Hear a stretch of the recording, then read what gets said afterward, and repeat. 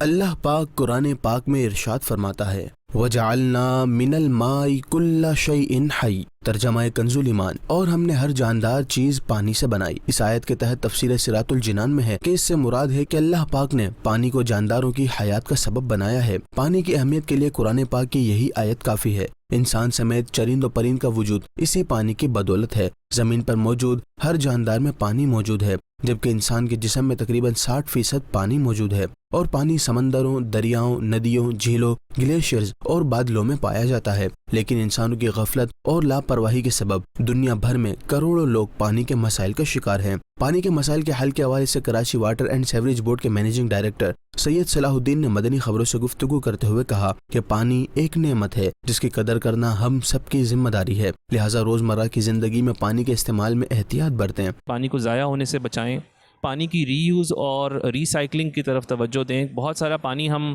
2-3 دفعہ استعمال کر سکتے ہیں، جیسے سبزیوں میں اگر ہم دھو رہے ہیں تو اس کو پانی کو ہم رکھ لیں، اس کو کہیں اور استعمال کر سکیں بجائے کسی اور طریقے سے۔